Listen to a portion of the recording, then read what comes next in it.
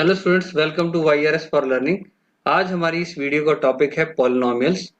ये है chapter second of class 9th mathematics CBSE NCERT के अंडर। और इस टॉपिक के अंडर हम कर रहे हैं एक्सरसाइज 2.4 का क्वेश्चन नंबर 5।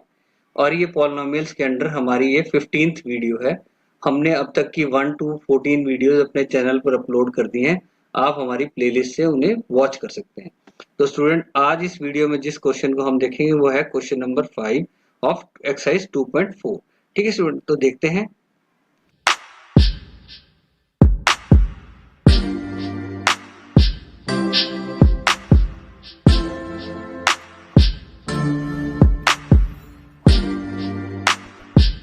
देखिए स्टूडेंट, ये हमारी पेरेंट आइडेंटिटी है a प्लस बी प्लस सी का होल स्क्वायर। ठीक है, इस आइडेंटिटी की एक्सपेंडेड फॉर्म क्या है? A square plus B square plus C square plus 2ab plus 2bc plus 2ca। ठीक है, इस आइडेंटिटी के अंडर हम 6 केसेस को करेंगे। Case number 1, 2, 3। इनमें क्या है कि हमारे पास ए बी सी तीनों चीजें हैं। तीनों में से किसी एक को हम नेगेटिव मानेंगे। ठीक है, तो जैसे कि यहाँ पर अगर हम माइनस ए लेते हैं तो माइनस ए होगा, तो मतलब ए जो है वो उसकी वैल्यू जो है नेगेटिव है।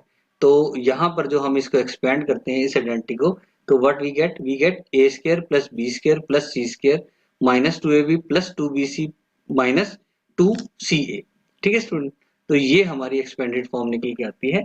सेकंड केस क्या है? सेकंड केस में अगर हम b को नेगेटिव लेते हैं, ठीक है, b की नेगेटिव वैल्यू रखते हैं, तो हमारी इसकी एक्सपेंशन क्या होगी? A square plus B square plus C square minus 2ab minus 2bc plus 2ca। ठीक है स्टूडेंट, तो ये सेकंड केस आ गया।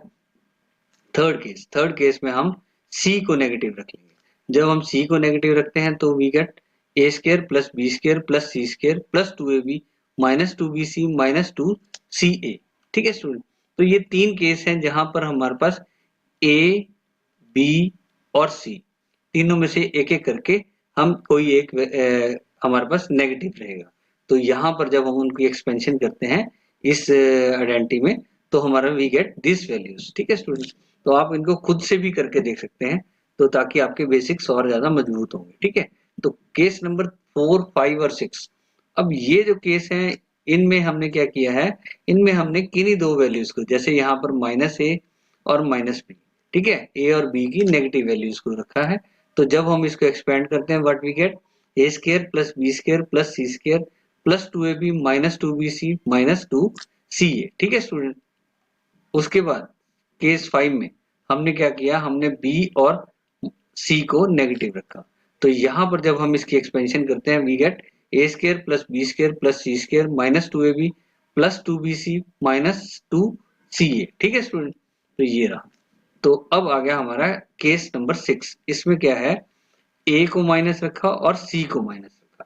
ठीक है, ए और सी की दोनों की नेगेटिव वैल्यूज को रखा।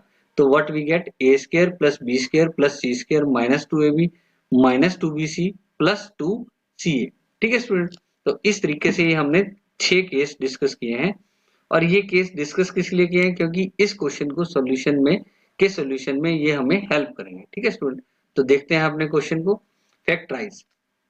अब देखो, ये इसको हमने फैक्टराइज करना है, इसके फैक्टर्स फाइंड करने हैं। ठीक है जी, तो ये देखते हैं, अगर इस एक्सप्रेशन को हम देखते हैं, हमें क्या मालूम पड़ता है कि ये जो हमारी आइडेंटिटी है उसकी एक्सपेंडेड फॉर्म है। ठीक है, एक्सपेंडेड फॉर्म है, लेकिन अब ये एक्सपेंडेड फॉर्म कौन से केस को रेफर करती है? जो हमने पीछे 6 केस डिस्कस किए हैं, तो कौन से केस को रेफर करती है? ये वो उस केस को रेफर करती है जहां पर we have value of C is negative. ठीक है, सी की वैल्यू जहां हमारे पास नेगेटिव है। आप इसको देख सकते हैं और उन केसेस को पीछे रिवर्स करके देख सकते हैं अपने वीडियो को। तो ठीक है स्टूडेंट, तो यहाँ पर इस केस को हमने फॉलो किया है। तो यहाँ पर हमारे पास देखो, हमारे पास A square plus B square plus C square plus 2ab plus 2bc plus 2ca ये है। अब यहाँ पर a की वैल्यू क्या आई? a की वैल्यू निकल के आती है 2x, और b की वैल्यू क्या निकल के आती है? 3y, और c की वैल्यू कितनी निकल के आती है? Minus 4z। ठीक है स्टूडेंट, तो ये वैल्यूज हमारी निकल के आ रही हैं। तो हमने इन वैल्यूज को जब यहाँ पर पुट डाउन किया, तो जब हम इसको पुट डाउन करके हम देखते हैं, तो what we get 2x plus 3y minus 4z का होल स्क्वायर। तो ये फैक्टर्स निकल के आते हैं। क्या निकल के आया? 2x plus 3y minus 4z।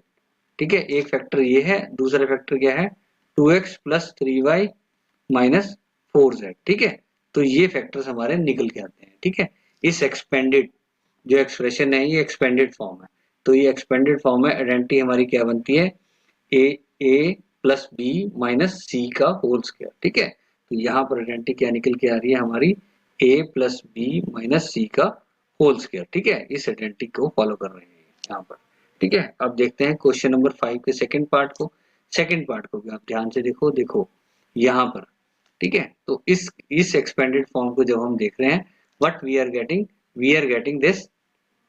देखो ये पावर्स में, ये 2 नहीं है, ये पावर है, ये भी पावर है। ठीक है, इसको आप देख सकते हैं, ये सारी ये हमने जब कॉपी पेस्ट किया तो हमारे पास ये चेंजेस आ गए।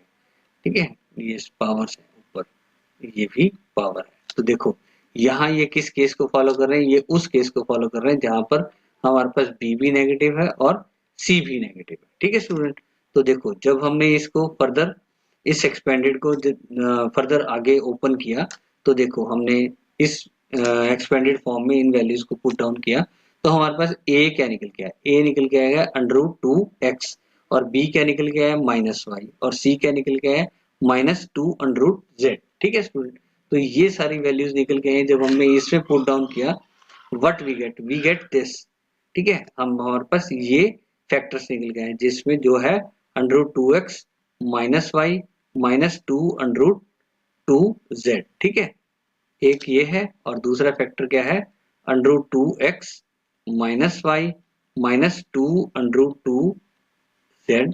ठीक है, तो ये दो फैक्टर निकल गए हैं और यहाँ पर हमारी आइडेंटिटी क्या निकल के आ रही है a माइनस बी माइनस सी का होल स्क्वायर। ठीक है, तो यहाँ पर ये हमारी इसकी फैक्टराइजेशन के बाद ये जो ये आइडेंटिटी फॉलो हो रही है। ठीक है, बेसिकली जहाँ पर a b और c दोनों नेगेटिव रखेंगे तो हम इसका ये हमारा सोल्यूशन निकल के आता है। आप इस क्वेश्चंस को करके भी देख सकते हैं, थोड़े से टफ है, टफ नहीं कह सकते, जस्ट अगर आपका बेसिक क्लियर है तो आपको कोई प्रॉब्लम नहीं होने वाली। ठीक है student, so this is all about this question. So student, if you find this video helpful, please like, share and subscribe my channel. So thank you student, thanks for watching.